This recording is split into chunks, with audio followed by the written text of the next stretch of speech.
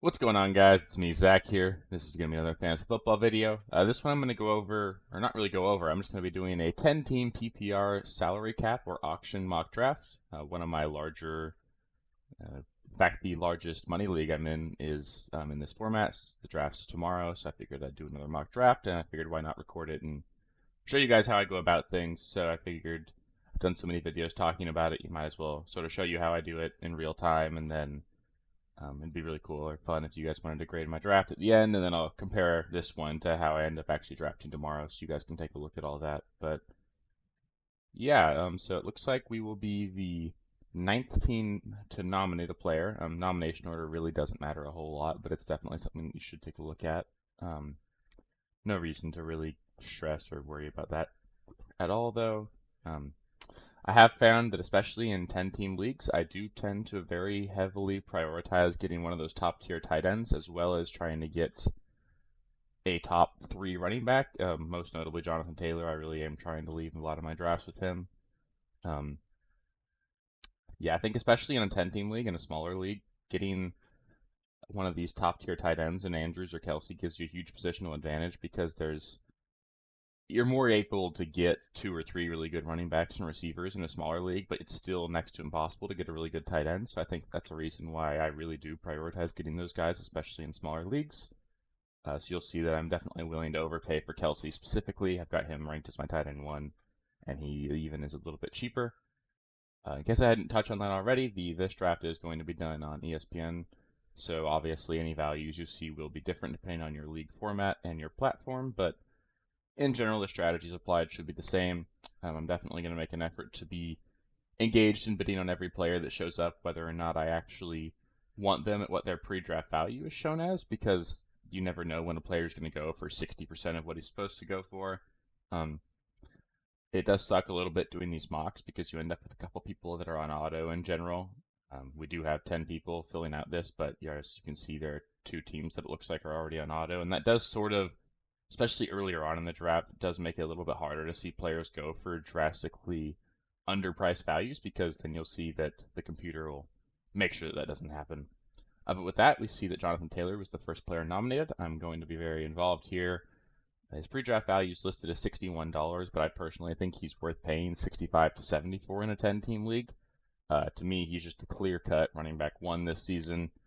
I don't think that there's really anyone close to him. In fact, if I was going to do a overall positional or overall player rankings, he would be my clear-cut number one, and he would be really the only player I have in tier one. So really, really hoping to get him. If I can get him in a value here, that'd be absolutely incredible. Many of the scenarios I've built out for a lot of my teams involve me significantly overpaying for Jonathan Taylor here, so getting him at a value would be absolutely incredible. It doesn't seem like people really want to let me get that, but it does look like the bidding's slowing down here. I think we'll be able to get him for a pretty reasonable price here. My cutoff is going to be in between 65 and 70. When he's the first player nominated, it's kind of hard to commit to spending that much money, but I think that as long as you go into your draft with a plan, you're going to leave it really happy as long as you know what you're willing to spend on each player. And then I know I like to go into drafts saying, hey, I'll spend $70 on Jonathan Taylor and I'll spend 40 on Kelsey, um, and then keep targeting values throughout the draft. But know that if you do manage to get those guys that you love and you get them at a discount compared to what you viewed as your max price, then you can just take that into account going forward and try and bid um, on guys you haven't necessarily been targeting because you have the extra money. Excuse me. So now we see Christian McCaffrey's nominated. He's listed with a pre-draft value of 59. He's up here at 56. I have no problem drafting Christian McCaffrey, but I just don't see myself ever leaving a draft with McCaffrey and Jonathan Taylor. There are a lot of builds that do that, but I think that especially in leagues where you end up needing an extra position in your starting lineup or you want to have any sort of depth, it's just really hard to do that because then you're one injury away from your season pretty much ending, as to where if you only draft one of the two, you can sort of afford to fill in the holes for a few weeks. Um, like I said, there are plenty of builds that will get McCaffrey and Taylor or Eckler and Taylor or two of those top three running backs, but it's obviously very expensive to do that, and I haven't found it to be that's something that's necessarily worth pursuing. Here we see Cooper Kupp. He's the first wide receiver nominated. He's got his pre-draft value of 59. It looks like he's going to go for somewhere in the low 60s. He does tend to be a player that I see going actually a little bit under value compared to his pre-draft ADP in most of the mocks I've done. So a little surprised to see him go over, especially being the first of the three wide receivers nominated between him, Chase, and Jefferson. I personally would prefer to get Jefferson, but again, especially in auction drafts, you really get to play the positional advantage and understand which players you want and don't want, and you don't get forced into taking a receiver because of your draft slot. And wow, okay, so we got Kelsey nominated here. His pre-draft value is 34. I have gone into most of my drafts knowing that I'm willing to spend about 20% of my budget on him. It does seem that people are extremely interested in getting him. I'm not really willing to go above 40 here. That really does suck because I do love getting Kelsey. But what I found is that when Kelsey comes up early, when it's my turn to nominate, I then nominate Kyle Pitts before Mark Andrews gets nominated, so that Kyle Pitts isn't the last player in the tier that gets nominated. And then I end up being able to get Kyle Pitts, maybe a little bit overpriced, but I'm getting him for way cheaper than what Kelsey and Mark Andrews went for, and there's enough of my budget left over for me to get guys that I really do love later on. That is something I will definitely note, though. You saw Kelsey go for 43 compared to his pre-draft value of 34. I've touched on it several times. I do think that these tight ends are extremely undervalued, so I think that you will see in some of your smarter drafts that these tight ends do go for significantly more than their pre-draft value. Just be cognizant of that and be willing to pay over that, even though you might think that paying 40 for a player that's listed as a pre-draft value of 34 is a lot. I think it's more than worth it, and a case could be made that I maybe should have bid up to that 44 mark, but it's early enough in the draft that I think there's still two tight ends I love getting in that top three, and I didn't want to force myself to overpay before knowing how much I could save getting those other guys. While I was talking about Kelsey there, we did see that Javonte Williams went for 34 compared to a pre-draft value of 35. That's pretty standard. I do love Javonte this season, especially as an RB2, so I think that if you're going to draft Javonte, I do like to pair him with a higher end running back or go pretty wide receiver heavy. But Javonte's a great player. I think he's got a lot of upside, and I don't have any problem with his ADP or pre-draft value. Eckler's another guy I love. I do have him ranked as my running back too, so I do tend to leave drafts with him more often than Christian McCaffrey. But at his auction price, I just can't really get my head around wrapped around paying that because I think that Jonathan Taylor is just a little bit more expensive, and he's just worth so much more to me. We see now that Tyreek Hill's been nominated. He's got a pre-draft value of 38. I haven't really left any drafts with Tyreek Hill this offseason. I think Tyreek Hill's a great player, but I just think that he and Jalen Waddle and Chase Edmonds and Cedric Wilson did get real money in that offense. I think those three plus Wilson are really going to just kind of cannibalize each other and make it hard for that offense to really support all of them on a week-to-week basis. I do think Tyreek Hill is going to be the number one performer there, but I don't think Waddle's that far behind. So I find that Waddle is a much better value for me during drafts, and I do leave drafts with Waddle significantly more often than Tyreek.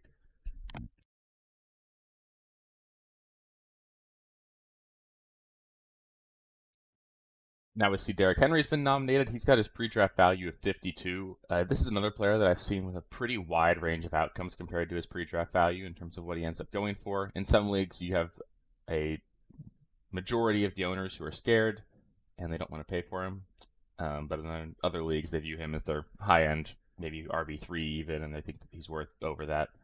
So now that it's my turn to nominate a player, I'm going to nominate Kyle Pitts. I have been targeting him if I can't get Kelsey, and I want him to be nominated before Mark Andrews is off the board because then the other people interested in getting the top tier tight end can still find their way to get Andrews and won't feel the need to get into any sort of bidding war with me.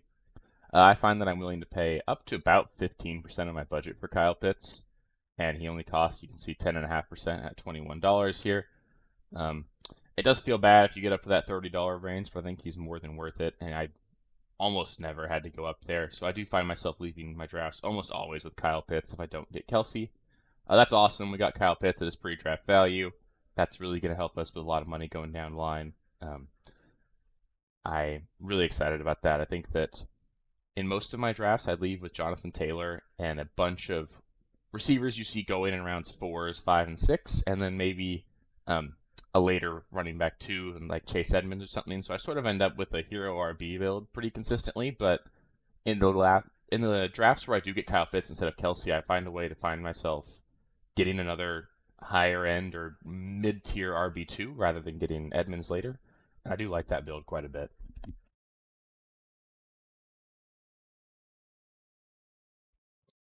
We got another receiver nominated here in Jamar Chase. His pre-draft value is 54. I just really haven't found myself drafting him much, especially if I do get Jonathan Taylor, because I just don't want to spend that much money on my top two players, especially if I'm not going to do running backs. It's just really hard to fill out your roster if you don't have money and you still need a starting running back. So I haven't really found myself getting any of these top three receivers.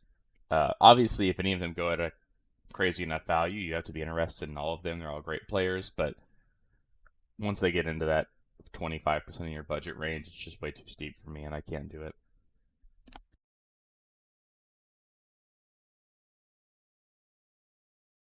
Something I'll touch on is I know that a common strategy that you'll hear is that you should nominate players you don't want, so that your league mates spend money. So I think that people might find me nominating Kyle Pitts there relatively controversial, but I think that there are instances where it makes sense to nominate a player you do want, sort of like what I just touched on there, where Kyle Pitts is the common tier breakdown of the tight end position would have Kelsey, Andrews, and Pitts all in tier one.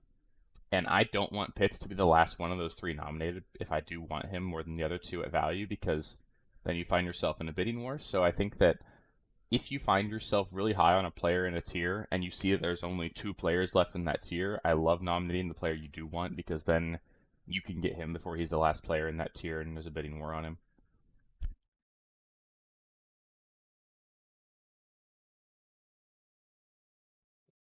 James Conner is another interesting player I found myself leaving a couple of drafts with, but I just haven't really been able to count on drafting him. He's not somebody I'm necessarily targeting, but he's a guy that I do see that goes for under pre-draft value pretty often. And if he does go at a value, I do find myself at least being interested on that.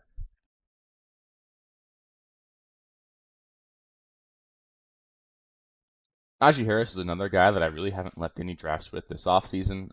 He is going pretty cheap here at 39. Yeah, I was going to say I was going to have to get involved there if he got any more. If he was going for under 40, but I do think that Najee's going to take quite a step back this season in terms of his volume. His efficiency might jump up, but there's just no way he leads the league in receptions this season. $41 is a hell of a value there. I maybe should have been involved in that, but it's just not necessarily a build I've been targeting with two expensive running backs. The running backs I tend to target as my RB2s are Aaron Jones, Nick Chubb, um, Brees Hall, and Zeke have been guys that I've been drafting quite a bit as well. Um, and I think those guys are all better values than Najee. I think that Aaron Jones is actually going to finish ahead of Najee this season, or at least relatively close. And I think that Nick Chubb is just going to be a really stable high-end RB2, low-end RB1. So I love both those guys, and they're much cheaper than what Najee went for, even though Najee was a value. Kamara is another guy that I think is still probably undervalued. I haven't really found myself drafting him much because I don't think that there's much of a tier break between him and guys like Aaron Jones, but I think that he's been a perennial top five running back in fantasy, and it sounds more and more like his suspension is going to get knocked back to the following season in 2023. So I would expect the asking price on Alvin Kamara to keep going up over the course of the next week or two.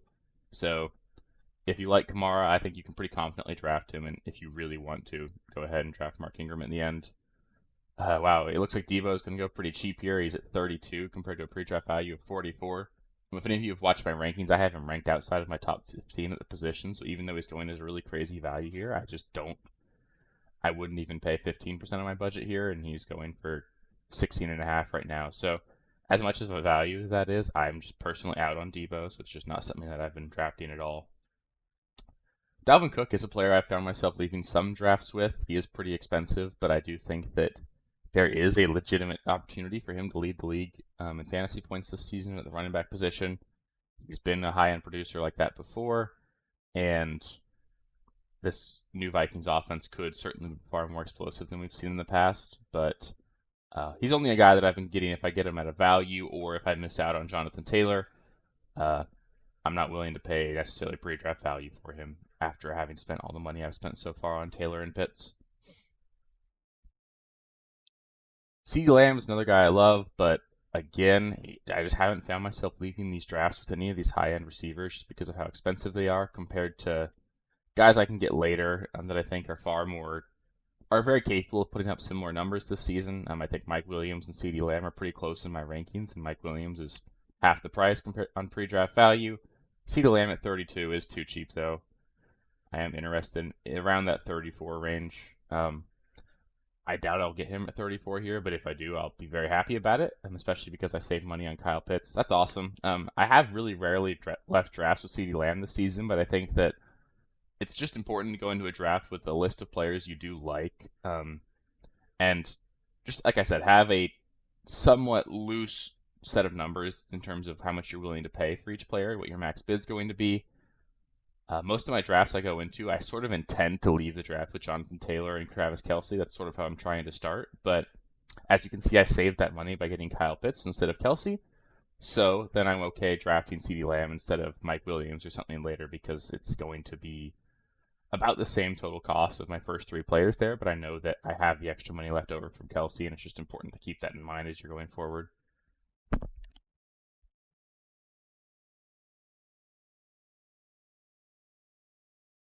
Pittman is another guy I love. I'm really high on him this season. I think I have him ranked as my wide receiver 11.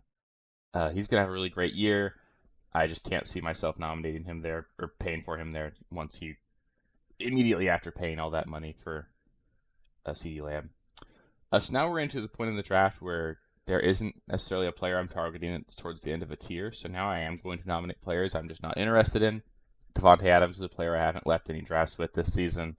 I think that even though he's a great player, nobody's going to deny that. I think his target share and the overall passing volume of that offense is going to take a hit compared to previous years. He'll still be a top 10 receiver, but I think that the opportunity for him to finish as the number one wide receiver is pretty much gone. Um, so I just don't see him being nearly worth what he's been going for. It's looked like it slowed around there at 33. I would have been interested at paying 34 or 35 for him, but I have not been able to get any higher than that, and because of that, I'm not leaving any drafts with him this season.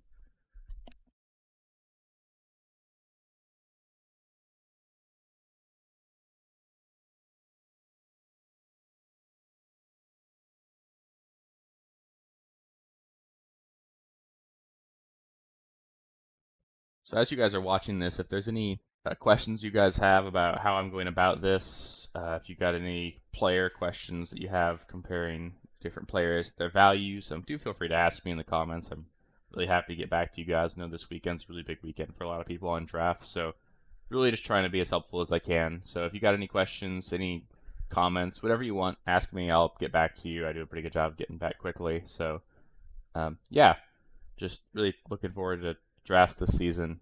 Really love helping. But back to the draft here, Stephon Diggs has been nominated. He's got a pre-draft value of 44 compared to what he's currently going for at 45. Wow, he shot up quick there. Stephon Diggs is my wide receiver 4 in my rankings, so I do love him. I have him ranked just behind Jefferson, Kupp, and Chase. But I think that there's a case to be made that he's actually in tier 1 with those three. He is the number one receiver in an offense that might lead the league in passing this season, so I do love Stephon Diggs. And again, though, I just haven't really found myself paying for these high-end wide receivers. I know I have CeeDee Lamb on this team, but that's because I got him at a value. I just can't make myself overpay for Diggs or any of these guys.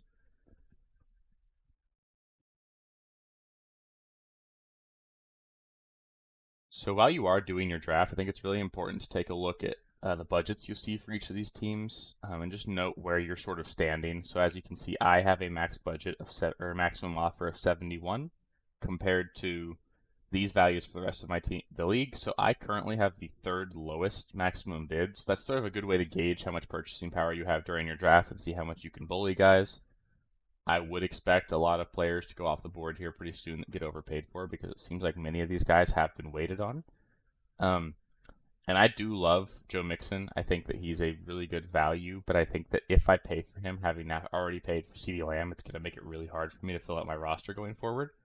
But I have no problem drafting Joe Mixon at that value. I would have been interested, especially had Aaron Jones and Nick Chubb already come and gone. I just think those two are better values, and I find myself leaving drafts with them more often than not. Jerry Jeudy is another guy I like this season. I do tend to lean toward Courtland Sutton in terms of Broncos wide receivers, but I think that they're both going to have really good years. I'm super high on Russell Wilson this season. He and Jalen Hurts, the two quarterbacks that I find myself leaving drafts with the most. So I have no problem paying for Jerry Jeudy here. It's just that I prefer Sutton and they go for the same price. So I tend to find myself not bidding on Jeudy near pre-draft value if Sutton hasn't already come and gone. DeAndre Swift's another guy I'm super high on. I think he does have an outside shot to finish as the running back one this season. I could see him really putting up an Austin Eckler-esque season this year. The only concern with him really is potential injury and maybe a potential increase in performance of that Lions offense this season. I think that they could be a more competitive roster this season, which would sort of reduce the amount of garbage time you get out of that team. That is where a lot of these Lion points came from last year, but DeAndre Swift is extremely talented. He's talked about trying to go for 1,000 rushing and 1,000 receiving yards this season. He really could do it, so I have no problem paying what he's going for. Leonard Fournette's another guy I have found myself leaving some drafts with. I'm not necessarily interested in paying for him at his pre-draft value, but he's definitely a guy that many people seem to overlook just because of all the reports about him coming into camp overweight. Um, I know a lot of people are worried about Rachaad White, but Leonard Fournette is the running back that Tom Brady trusts there. He's going to get a crap ton of checkdowns, especially given the injuries they've sustained along their offensive line, and they're no longer being the safety valve of Gronk. So Leonard Fournette does have an outside shot to lead running backs in receptions this season. I love him as your RB2, and I have been targeting him if he goes below ADP in many of my drafts, but again, he didn't go for cheap here, so I wasn't interested. Cam Akers is a guy that I'm pretty much out on this season. I think that he's already dealing with some soft tissue injuries, as is Darrell Henderson. It seems pretty clear that the Rams are going to try and use a two running back approach this season just to try and keep both of those guys healthy.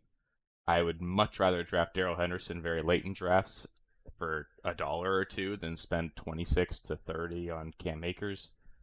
And yeah, I haven't left any drafts with Cam Akers, and I don't intend to. Mark Andrews is another guy I love, but I think you're going to see here that now that he's the last player in that tier, you're going to see him go for more expensive, which is sort of why I nominated Kyle Pitts really early. You can see he's already up 10% over his pre-draft value. He is going for cheaper than Travis Kelce, which I think is something that I've noticed quite a bit. Is that even though ESPN has Andrews ranked above Kelce, the consensus is that Kelce's the higher ranked tight end, so you will see him likely go for Mark Andrews in your drafts, regardless of which platform you do them on. So Aaron Jones is a running back that I've really been trying to leave a lot of drafts with. I'm not willing to overpay for him because there's still running backs I like later on. I've been a pretty big fan of Barkley, Chubb, and Zeke. Um, so given that I've already spent quite a bit of my budget, I don't want to force myself into an overpay when I know that I can get value on these guys later. Especially when I know I'm also comfortable taking guys late like Chase Edmonds and Tony Pollard and AJ Dillon, that I think I can really comfortably trust as RB2s if I have to employ that hero RB strategy. So I'm not going to force myself into an overpay for a running back that I think I can get better value on later. That is crazy seeing Antonio Gibson at $4. I've loved Gibson for years. I think he's an extremely talented player, but I just I don't think that the Washington coaching staff feels the same way. So I think that he's probably appropriately valued there. Moving in here, again, there's enough players left at the running back tier that I'm not necessarily in any rush to nominate guys I want. So I'm going to nominate another player that I haven't found myself leaving any drafts with this season, and that's Terry McLaurin. He's being drafted significantly ahead of where he finished last season. In fact, I think people are really just banking on Carson Wentz being a very significant upgrade over Taylor Heinicke, and I think he might, but I think that also this Washington defense might improve compared to last year, so there might be less of a need for the Washington Commanders to really air it out, and also they have more complementary weapons this year than they did last year. Jahan Dotson is going to take some targets away. Logan Thomas is looking to be back and healthy, and Curtis Samuel might get involved as well. So I think Terry McLaurin is going to get a slightly smaller piece of that pie, and I just can't justify paying what his pre-draft value is. T. Higgins is another guy that I really haven't been leaving many drafts with. I think that he's extremely talented and he's obviously a really great player. It's just that paying $31 for him is really tough when I could leave a draft with Cortland Sutton and Amon-Ra St. Brown for less than that. I think I personally have Cortland Sutton ranked about as high as T. Higgins in my rankings, so it's just he's not a guy I've been drafting because I have much cheaper players ranked similarly. Mike Evans, I do believe, is my wide receiver 6 in my rankings this season. I do think he's going to have an absolutely monster year. He does have an outside shot to lead the league in receiving touchdowns. But I am a little bit concerned about them bringing in all their weapons and Godwin coming back early, so I haven't necessarily been willing to overpay for him. I really should have been involved at 25 there. It would have made things a little difficult going forward. I would have probably had to punt on my RB2, but getting CeeDee Lamb to couple with Mike Evans at this point would have been an absolute steal, and I maybe should have been involved there. Josh Jacobs is another interesting one. I was way out on him when he was up earlier in the offseason. He was costing about $30, and now you see him down at 10. I think that's about right for him. I think he does still profile to be the goal line running back for the Raiders offense. It's going to score a lot more points, and he's going to be involved, but it's going to be too much of a committee, so I'm not really willing to go out of my way for him, especially, like I said, we still have guys I'm really targeting, like Nick Chubb, Saquon Barkley. Those two really are the two that are left that I'm interested in here, so I would like to see those two come off the board before I really commit to spending any other significant draft capital on running backs. DJ Moore is another guy I do really like this season, but again, I have him ranked pretty similarly to St. Brown and Sutton, and he goes for twice as expensive, so he's just another guy that I haven't been drafting. All right, so here's a guy we're going to be bidding on. Saquon Barkley's nominated. He's got a pre-draft value of 29. I'm willing to go up a little bit over that. I'd go to 30, 31, 32. He's really going to make me very comfortable with my running back position, especially having Jonathan Taylor. I feel more comfortable taking a Saquon Barkley because I know that even if Barkley does bust, Taylor is going to be such an anchor for my offense, for my running back room, that I'll manage. And it does give me the legitimate shot of leaving the draft with the number 1 and number 2 overall running back at the end of the season. There's so much upside on that I absolutely love leaving the draft with Barkley there. I know that he's certainly a risky player, but I think that he's one that you can sort of afford to take the risk on because you already have Taylor in this format. So now we're going to see Nick Chubb get nominated, of course. I do find that Nick Chubb does tend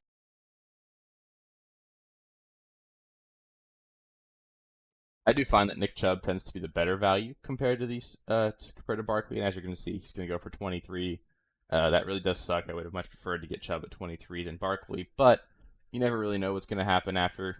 So I think that I'm still very comfortable having taken Barkley at 29. It's just that Chubb, I think, is a much safer option, and he's cheaper. So I do like leaving drafts with Nick Chubb pretty often, but both really great values, and I do find myself leaving drafts with at least one of them very often. And in formats where I don't get Jonathan Taylor early, I pretty often leave the draft with both of them.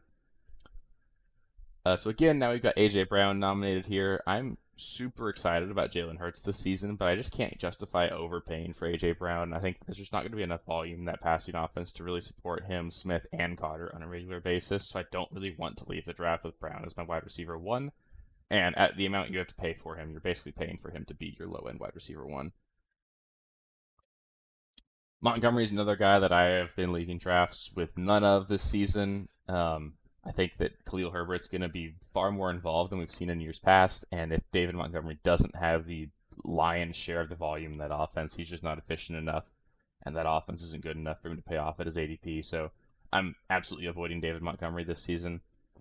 Same thing with Deontay Johnson. I've said before that I do see him sort of being this year's Allen Robinson, and that he's an extremely talented receiver with a new quarterback that many people are perceiving to be an upgrade over years past, but that I just don't think there's going to be enough volume there for him to really find his way into elite production this season.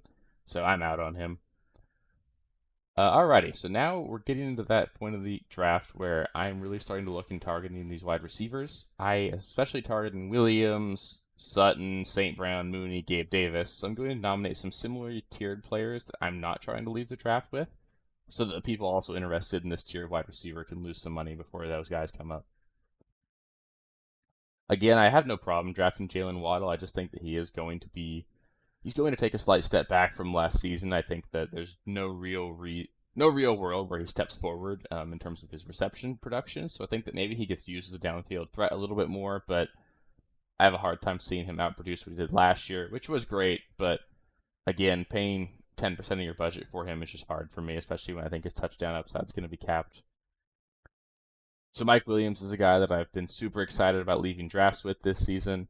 I have left drafts with him very often, but I know that I did spend quite a bit on getting CeeDee Lamb. Normally, I find myself not taking 2 receivers over that 20-ish dollar threshold, so I don't think I can make myself pay this much. As you can see, I got a max bid of 43 and a total budget left of 54, and there are a lot of players left that I really still do want to leave this draft with.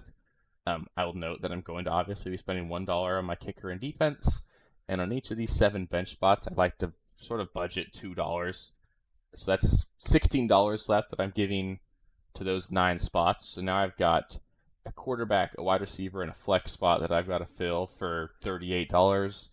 That sort of puts me in a spot where I've got to get about $15 wide receivers for each of these 2. And that's definitely where I'm targeting getting Sutton and then either Mooney or St. Brown or Gabe Davis. And then at the quarterback position, I find myself very often leaving, like I've said previously, with Hurts or Russ. So, like I said, throughout the draft, just continue to keep check of what your max bids are, what your budget is, and sort of plan out how you're going to approach your draft going forward. And have pivot options. Always have at least 2 players ready at each position. So, like I said, I want Jalen Hurts, but I'm also extremely interested in Russell, and I'm more than okay leaving the draft with Dak or Kyler as well. So, just be ready with all those guys that you want, and know that you shouldn't just wait for the one you want the most to be nominated, because if he's the last one nominated, he could get outbid or get way overbid, I guess. In that time I was talking, we did see Josh Allen go for 15. That was a little surprising. I believe his pre-draft value is 18. We saw Breece Hall go for about his pre-draft value at 21, and we saw Brandon Cooks go for his pre-draft value at 22. I have no problem with any of those prices. I know Josh Allen is the most expensive quarterback, but I've touched on it before that paying $15 for Josh Allen is sort of like the equivalent of spending a 5th-round draft pick on him, which is something that I would be all over in a snake draft. So in auction drafts, I do find that these quarterbacks actually end up being much better values than they are in snake drafts. We saw Dobbins go for 18 here. I have no problem with that, but I'm not necessarily in on him this season. I'm just worried that he's going to start really slow, and I don't think that he's ever going to get the reception upside that you need to really trust him as a running back 1. And I think that's really what a lot of people have in mind for him. So I just don't see that upside there for him.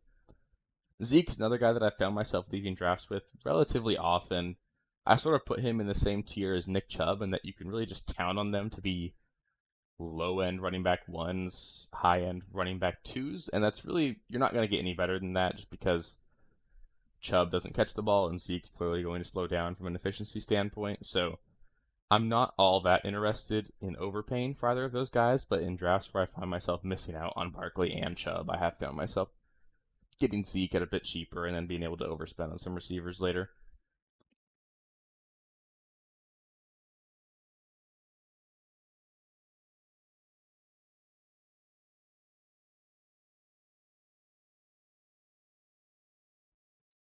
Another question I get asked pretty often is whether or not people should be targeting stacks at their quarterback and wide receiver positions. Um, I do love stacking players at the quarterback and wide receiver positions, but it's never something that I'm going out of my way to do. So I think a lot of people, they would get CeeDee Lamb here, and then they would go out of their way to make sure their quarterback ends up being Dak. I have no problem with that, but I think that it's not something that's going to increase your upside enough that it's worth going out of your way for, especially in a non-best ball format. In standard redraft, obviously it does increase your upside, but it's going to make you a little bit less consistent, and it's not worth targeting, especially when you can get um, stacks are best when they just come naturally. So like I do expect to leave this draft with Courtland Sutton here soon.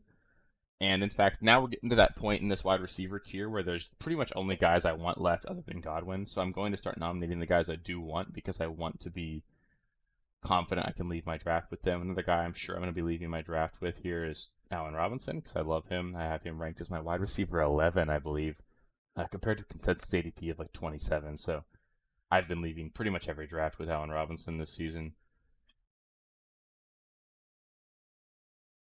So it'd be absolutely great if I can get Sutton at pre-draft value here. I'm willing to go over just a little bit, but because there's still so many receivers left that I'm high on, I'm not going to force myself into overpaying.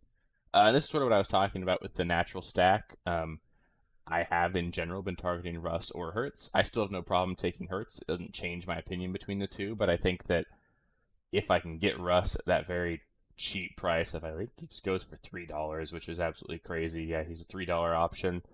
Um, I do find myself really happy with that stack, and it's much cheaper than going out of my way to get a Herbert, Mike Williams, or something.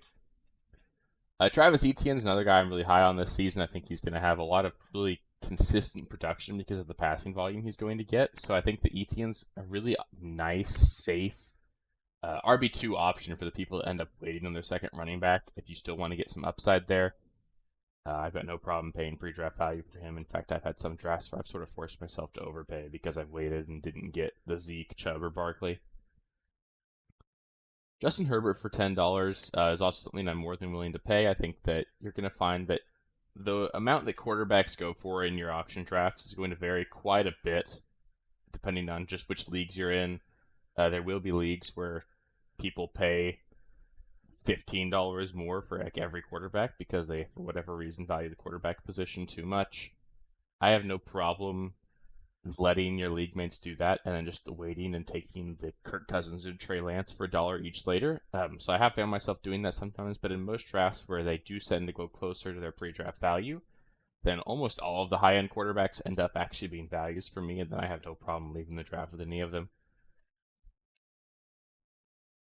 It's been really interesting seeing Dameon Pierce continue to climb up ranks. I think he's an extremely talented prospect. I think he's going to have a really great year, and I'm really excited about him. So I think that $4 is still more than worth it because he's going to be the lead running back there.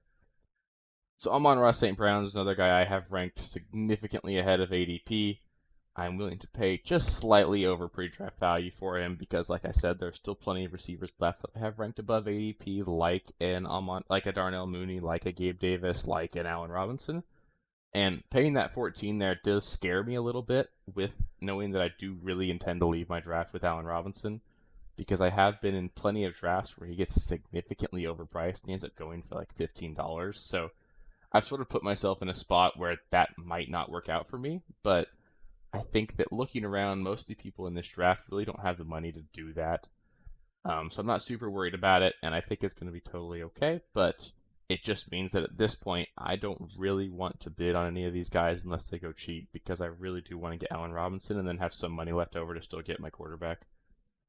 So I'll bid up to, you know, 10 on Mooney, but I can't go any higher than that just because I'll do the same thing for Davis, just because I know that I really do want Robinson, and I'm really going to want to get one of these quarterbacks later. So taking a look at the budgets here, we can see that my maximum offer of 16 actually is about in the middle of the pack. It looks like Team Fried really did sort of screw up here. You can see they're realizing that they have entered a portion of the draft where they have too much money. This is sort of what I do point out as a risk with being too patient in your draft, is then you find yourself at a point where you just have more money than you know how to spend. As you can see, Team 10 here has bought Zeke, Metcalf, Mitchell, and Mooney in the last like 8 players nominated. So they've been extremely active now because they actually have to be, otherwise their team's just going to be absolutely awful. So again, it comes back to me being always more comfortable to spend money early because I know that if I overspend early, it's going to be okay because at least I won't have wasted money and not spent it. And you're going to get your studs. And throughout the course of the season, I think people don't realize how much their bench especially changes. Go take a look at your team that you drafted last year in one of your leagues and tell me how many of those players ended up on your team at the end of the season. I promise you the answer is not that many. Um, so it just points to being more top heavy almost, especially just almost not really caring about your bench because, we're wrong a lot about which bench guys end up or outperforming their ADP significantly. You're going to make so many waiver moves throughout the course of the season that there will be plenty of players you draft to be starters that you don't leave the end the season with. So just know that and know that it's okay to certainly overpay for guys early because, especially if you're just really high on them. So now that it was my turn to nominate, I really wanted to get Allen Robinson up here because I know that I really do want to leave my draft with him, and I just don't want to put myself in a spot where I have to significantly overpay, or if I know he's going to get too overpriced, I have found myself then pivoting and getting like Thielen and Christian Kirk or something. But getting Allen Robinson for $8 is going to be an absolute steal. I'm super excited about that. He's especially leaving the draft with him as my wide receiver 4. I don't think that's even really fair because I think he's really going to be a stable wide receiver 1/2 like he's always been throughout his whole career, other than last year, obviously. And I think that he really does just offer some extreme upside, and I'll be shocked if he doesn't have 10 touchdowns this season. I think as long as Stafford's elbow holds up, he's going to have another monster year.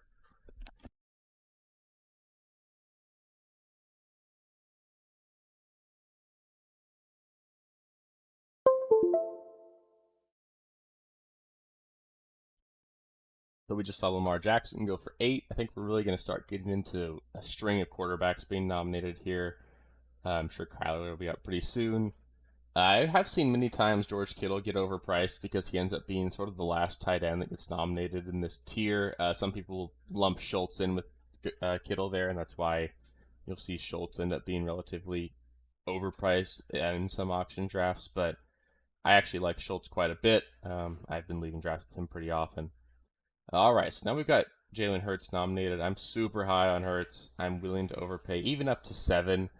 It's a bit of an overpay, and it will make it a little bit more difficult for me to fill out this bench because then I will only have, I think I'm going to have a max bid of 3 after this, so I'm going to only have $10. Oof, okay, I can't go up to 9 because I don't want to put myself in a spot where I only have $1 for each of my bench spots.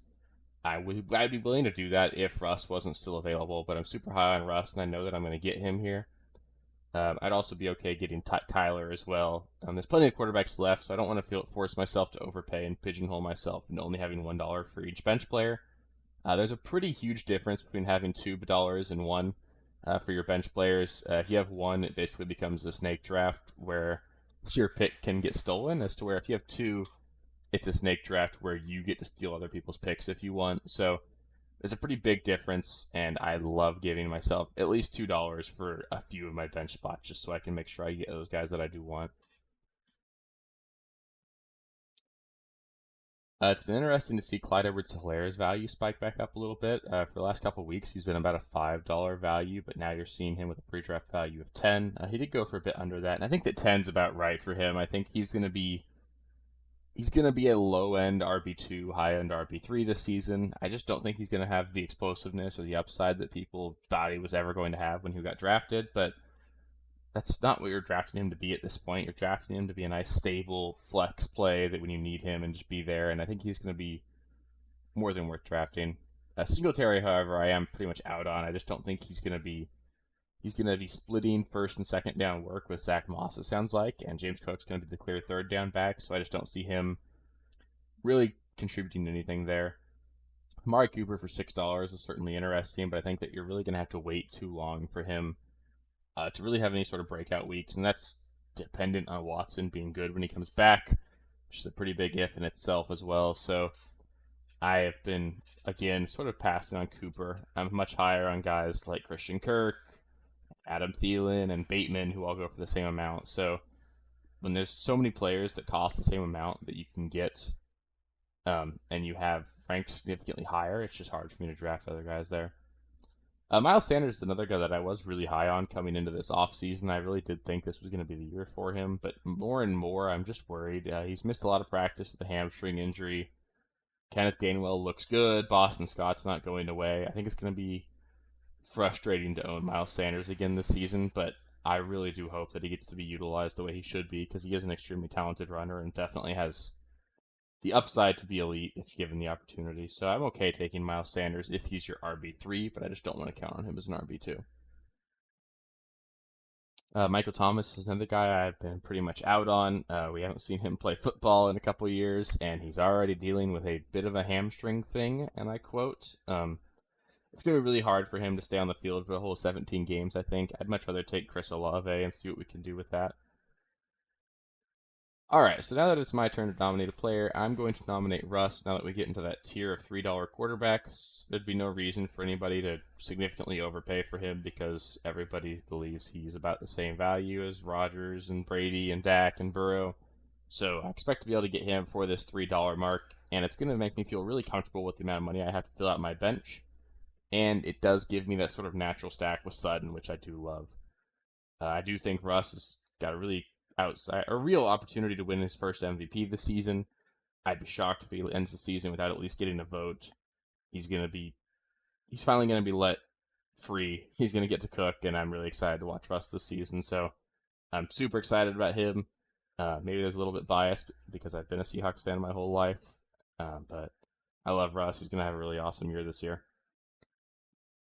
Renfro is another guy that I think has been pretty undervalued, especially hearing more and more about the injury to Darren Waller.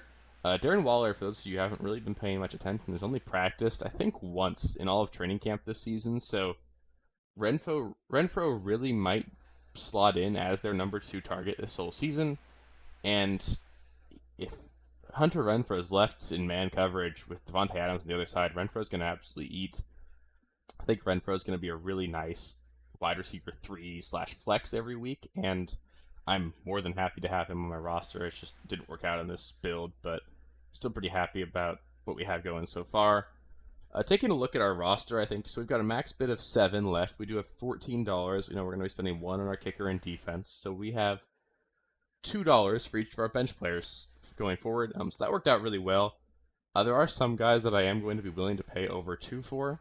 I think that really the next player we should be looking to spend significant capital on here should be a running back. We do currently only have Jonathan Taylor and Saquon Barkley, so there's a little bit of risk there, especially knowing Saquon Barkley is our RB2, and we know he's injury prone. So guys I've been targeting really heavily here are not Antonio Gibson, AJ Dillon, and Chase Edmonds and Ramondre Stevenson. So these are 3 guys that I find myself leaving drafts with really often. I'd really like to be able to get 2 of these guys to fill out my bench because there are a ton of receivers that only cost $1 that I love. And I really do think that Dillon and Edmonds especially are going to be low-end running back 2s this season, and I think that Stevenson's got upside beyond that if things break right. Kareem Hunt is another guy that I'm willing to pay $3 for. I'm not going to go above 4, but I think that he's just going to be a sort of similar to Chase Edmonds and AJ Dillon in that he's going to be a really stable RB2, but he sort of slots in like AJ Dillon, that he's got that built-in upside if anything were to happen to Chubb. Getting Kareem Hunt for 3 here is going to be awesome. I love him as my running back 3. Absolutely splendid to have him on your bench, and there is even the built-in upside still of him being traded somewhere. Doesn't sound like that's going to happen, but if it does, he could slot into a running back 1 role on a team and really dominate this season.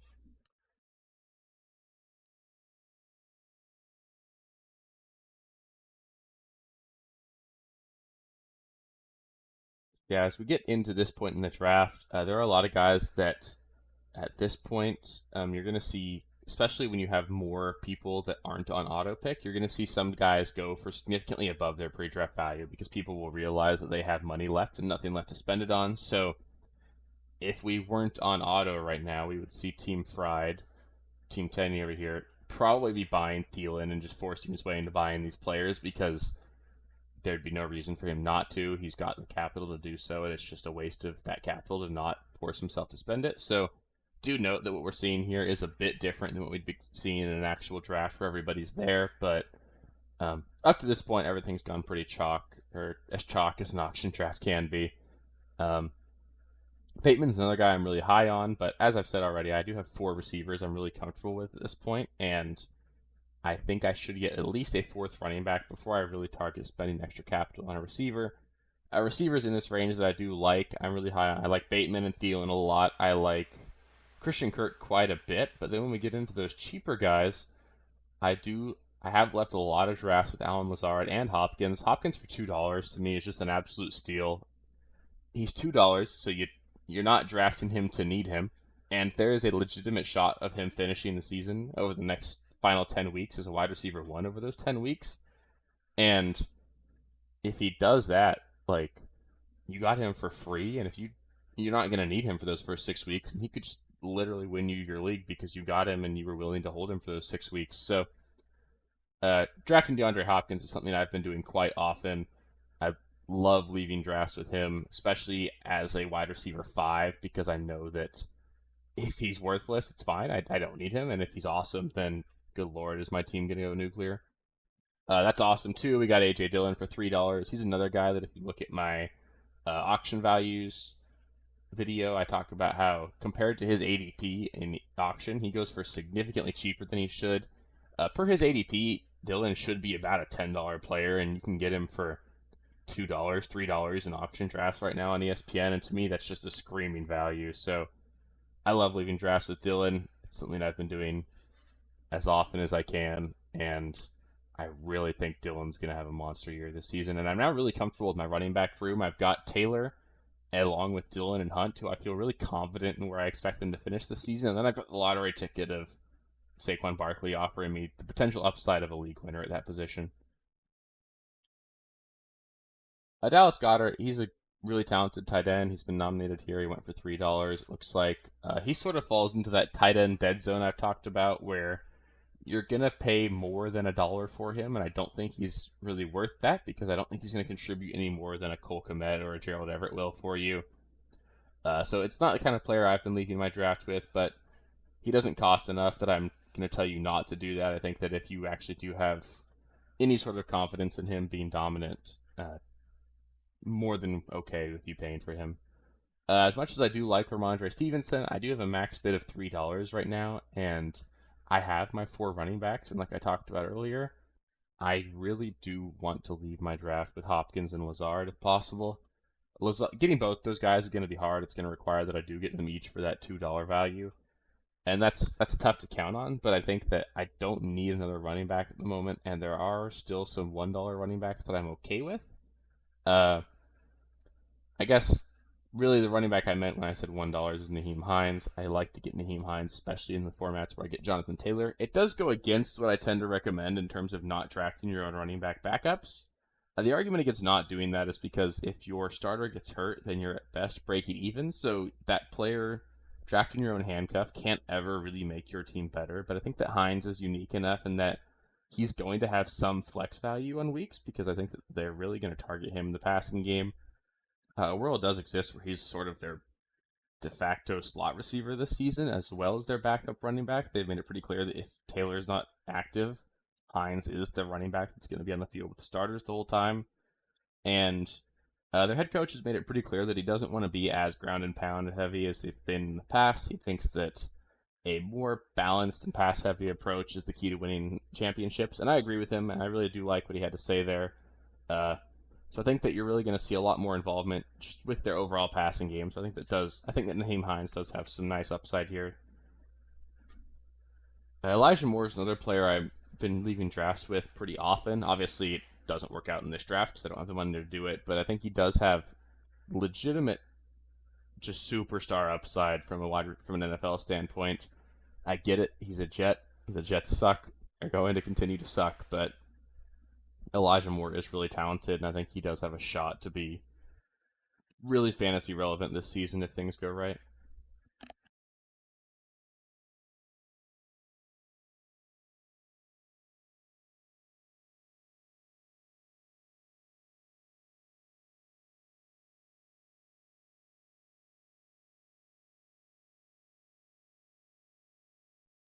We just saw Zach Ertz get nominated. He did go for his pre-draft value of $3. He is a tight end that I have found myself leaving drafts with relatively often, more often than all the other tight ends I talked about in the tight end dead zone, because I think he offers um, a different set of outcomes during those first 6 weeks. So I definitely have been entering drafts often where I draft him and then would hope to trade him after like 4 or 5 weeks.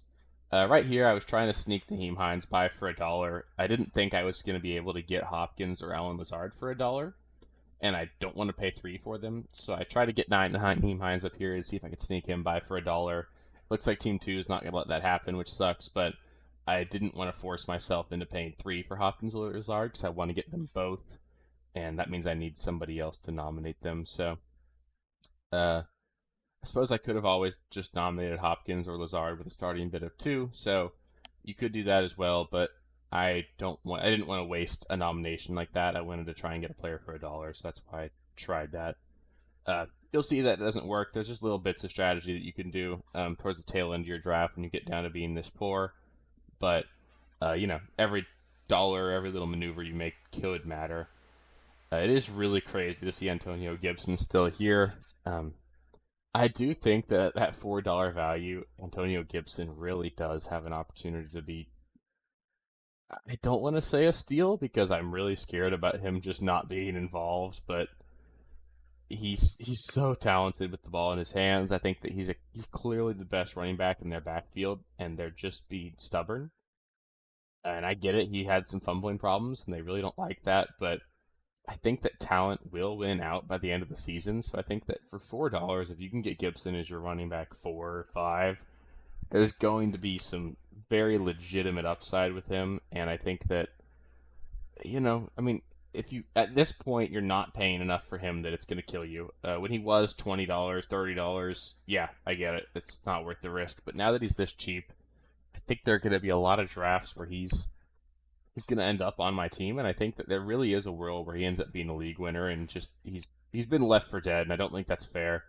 He's going to be used as a kick returner this season, so if you happen to be in a league that rewards kick returning, that does give him a bit more of a floor. I get it, kick returns are sort of gone from the game, but I play in a league that offers a point for every 25 return yards. If he returns 2 kickoffs in a game, you're going to get a couple extra points there, and that helps maybe give him some flex appeal if he still ends up not being their number one. So I think that Antonio Gibson, especially seeing he went for $2, that's absolutely insane. I think that he really is going to be one of the values in drafts if things go right, and if they don't, then he costs nothing at this point. So what's the big deal? Uh, we're getting into the point of the draft where you'll see some defenses get nominated. I do actually not have a problem. In snake drafts, I do always make sure that my last 2 picks are a defense and a kicker, but in an auction draft, if you want to nominate a defense and a kicker for $1, it's like the same thing as getting in with your last pick, but you do get to pick which one you get. So I have no problem doing that. Kickers, they don't matter. I'm not going to go over which kicker you should draft, but some defenses I have been targeting this season. One I do find myself leaving the draft with really often is the Cleveland Browns. As you can see, I guess it's too bad it doesn't show their schedule here, but they start the season with the Panthers, the Falcons, the Steelers, and one other team. But basically, the whole 4 weeks for them are just an absolute cakewalk of a schedule. I think they're the only defense you can draft and just comfortably know that you're set for the first month. The Broncos are another defense I found myself leaving with pretty often. They start their season going up against the Seahawks and then the Texans. So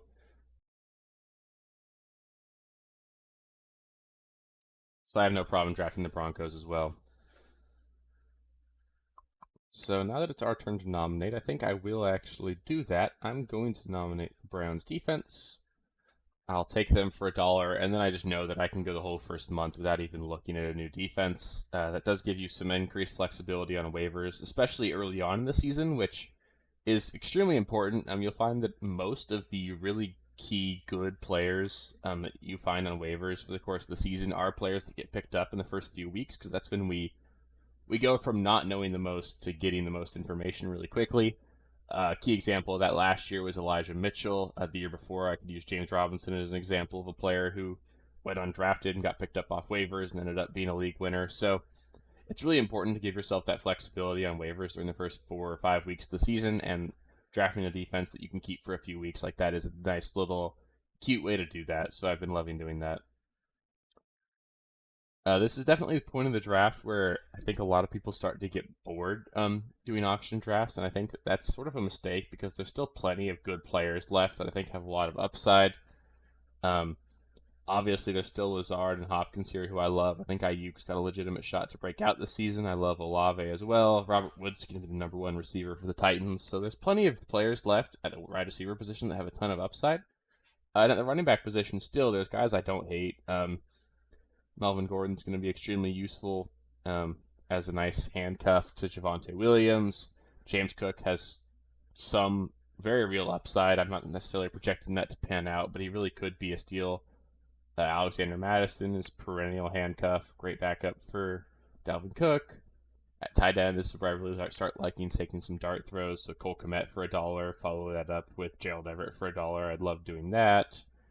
There also is something to be said for drafting 2 quarterbacks, especially if you did wait. I'm not going to do that because I'm really comfortable with Russ. But if you ended up waiting to this point in the draft, then I would maybe go Stafford and Trey Lance or something, because then you've got safety and upside. So I don't hate that sort of approach.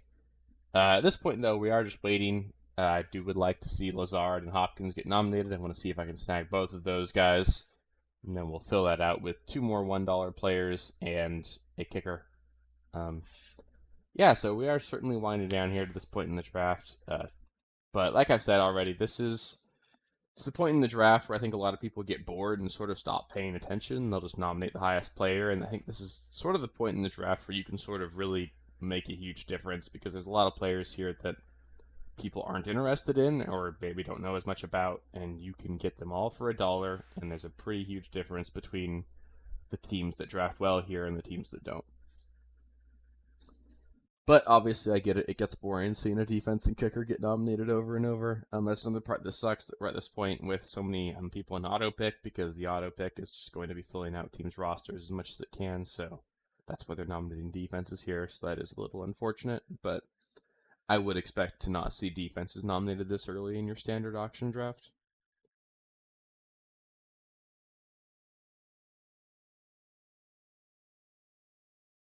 So I guess while we've got some time here before we're waiting, I do want to again thank everybody. If you happen to watch this far, that's pretty crazy. I'm sure that I hope you're doing something else and just listening to me or something, because it could be a really long video. But I do want to thank everybody for all the support. I think we're around 220 subscribers right now.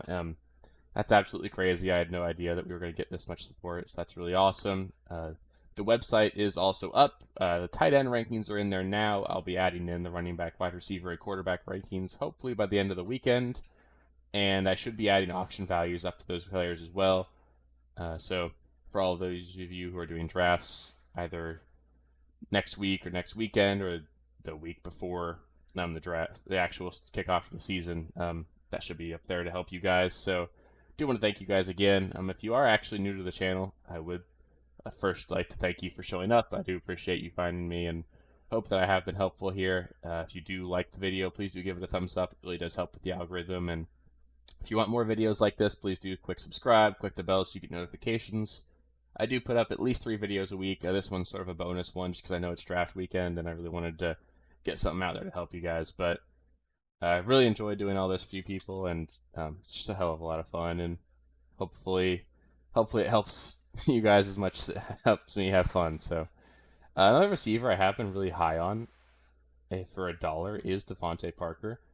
I do absolutely think he's going to be the #1 receiver for the Patriots, and I think that he does have an outside shot to finish the season with 10 touchdowns.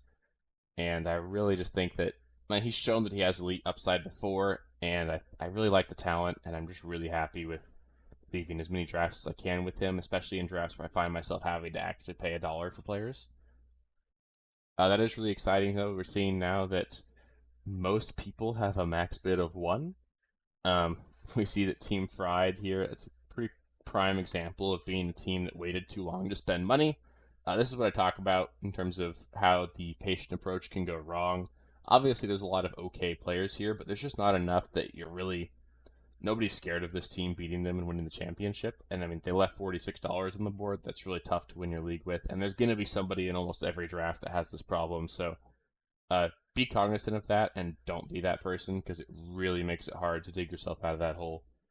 Because I mean, $46 that could have bought Team Fried could have added Travis Kelce onto their team, or they could have added Dalvin Cook, and obviously just not having a caliber of player like that just missing from your roster is going to put you really far behind the 8 ball. So again, just make sure you're not that team. Spend as much money as possible. You're not going to be able to reliably spend all $200. That's going to be hard. I seem to have somehow really hit the nail on the head here. I am apparently going to manage to spend exactly 200, so that's really awesome. But it doesn't have to work out like that. But really make sure you finish your draft with, I'm going to say, less than 5% of your budget, less than $10, just because if you have any more than that, it's really hard. You're going to look back on your draft like you should have overpaid for somebody that you didn't, and you're going to regret it. So I found that more and more I don't regret it if I actually just overpay for a guy I like, because then I got the guy I like and I didn't force myself into drafting somebody I don't. And I likely ended up having money at the end of the draft anyway, so I might as well just make sure I get the guys I want.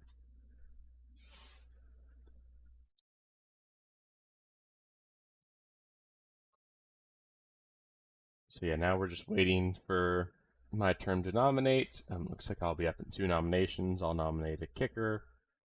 Actually, I'll probably nominate Hopkins, because it looks like as soon as I nominate him, he'll come to me. Because nobody. Oh, okay. I'll bid 2 and take him. Awesome. And now it's my turn to nominate a player. So let's see. Once again, it looks like I do get basically my choice of player here. I have plenty of running backs at this point because I have 4 that I'm really confident in. So I get to the point in the draft here where I do just take as much upside at the receiver position as I can. I really love Chris Olave this season, so I'm going to take him for that dollar. And then once it is a kicker, next term we get to nominate, we will be drafting our kicker. So I won't make you sit through all of that. So we'll go over the team here. So at quarterback, we've got Russell Wilson. My 4 running backs are Jonathan Taylor, Saquon Barkley, Kareem Hunt, and A.J. Dillon. My receivers are CeeDee Lamb, Cortland Sutton, Amon-Ra St. Brown, Allen Robinson, Devontae Parker, Allen Lazard, DeAndre Hopkins, and Chris Olave. And my tight end is Kyle Pitts, and I've got the Browns defense and Brandon McManus defense and kicker. So I'm really happy with how this team turned out. If I can manage to draft this team in my money league tomorrow, I'll be absolutely ecstatic. I got all the guys I wanted, and I'm really proud of myself. I didn't overpay for Kelsey, even though I really wanted to do that, because it allowed me to get the value on CeeDee Lamb, a player I am really high on, and just haven't been able to really justify the cost for going so far. So really happy with how this team turned out. I think that this is definitely a team I would expect to be able to win a championship with, and it's really going to set the foundation for me going forward. But let me know what you think about this team. If you hate it, let me know. If you think I did anything wrong, let me know. If you were if you learned anything, or if you liked a couple of things I did, let me know there as well. So, yeah, thank you guys so much for watching, and yeah, have a good draft weekend. I hope you guys all dominate your drafts this week. Thank you guys for watching. If you haven't already, please be sure to subscribe to the channel, like the video, check out these other videos here if you haven't. If you want more content, please feel free to follow me on Twitter at RealSteelFFB. I'll be more active on there as the season goes on. Thanks. Catch you later.